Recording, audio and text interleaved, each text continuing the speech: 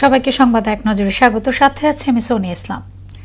আগামী ফেব্রুয়ারির প্রথমার্ধে ত্রয়োদশ জাতীয় নির্বাচন অনুষ্ঠিত হবে বলে জানিয়েছেন প্রধান নির্বাচন কমিশনার এএমএম নাসির উদ্দিন। বিকেলে রংপুরে আইনশৃঙ্খলা বাহিনীর সঙ্গে বৈঠক শেষে একথা জানান তিনি।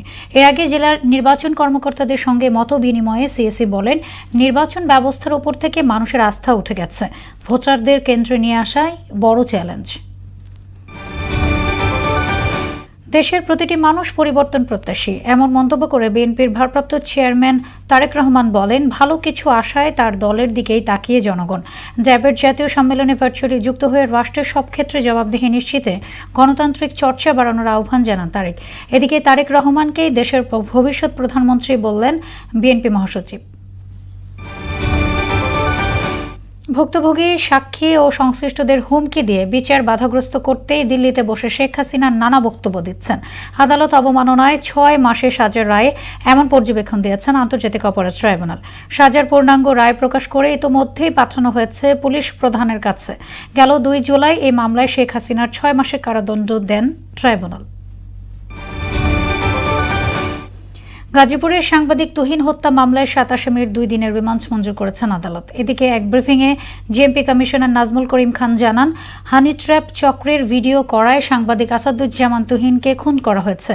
হত্যাকাণ্ডে 8 জনের সরাসরি সম্পৃক্ত থাকার প্রমাণ মিলেছে, যাদের সবাইকে গ্রেফতার করা হয়েছে। ঢাকা বিশ্ববিদ্যালয়ের আবাসিক হলে ছাত্র রাজনীতি নিষিদ্ধে প্রশাসনের সিদ্ধান্তের পরও স্বস্তি ফেরেনি ক্যাম্পাসে। ছাত্রদল ও ছাত্র ইউনিয়ন বলছে, রাজনৈতিক কার্যক্রম বন্ধ করা বিশ্ববিদ্যালয় আইনের পরিপন্থী। যদিও সাধারণ শিক্ষার্থীদের সংখ্যা হলে রাজনীতি চালু থাকলে ছাত্রলীগের মতো একক কর্তৃত্ববাদ প্রতিষ্ঠা পাবে। সংকোচ নিরসনে বৈঠক করেছে বিশ্ববিদ্যালয় প্রশাসন।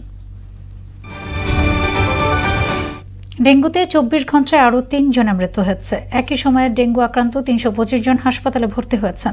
বিকেলে স্বাস্থ্য অধিদপ্তরে হেলথ ইমার্জেন্সি অপারেশন সেন্টার ও কন্ট্রোল রুম থেকে পাঠানো সংবাদ বিজ্ঞপ্তিতে এই তথ্য জানানো হয়। এতে বলা হয়, 24 ঘন্টায় সবচেয়ে বেশি রোগী হাসপাতালে ভর্তি হয়েছে বরিশাল বিভাগে। আফগানিস্তান থেকে অনুপ্রবেশকালে 33 ভারতীয় মদতপুষ্ট সন্ত্রাসীকে হত্যা করেছে পাকিস্তানের নিরাপত্তা বাহিনী। শুক্রবার দেশটির আন্তঃবাহিনী জনসংযোগ দপ্তর আইএসপিআর এই তথ্য জানিয়েছে। বিবৃতিতে বলা হয়, আফগানিস্তান সীমান্ত দিয়ে অনুপ্রবেশকালে বেলুচিস্তানের ঝোপ জেলার শামবাজার এলাকায় তাদের দেখে ফেলে নিরাপত্তা বাহিনী। তাদের অনুপ্রবেশ প্রচেষ্টা ব্যর্থ করে দেন তারা। এই ছিল সংবাদ এক নজরে। সবশেষ খবর সবার আগে জানতে মোহনার সাথেই থাকুন। এতক্ষণ সঙ্গে থাকার জন্য ধন্যবাদ সবাইকে।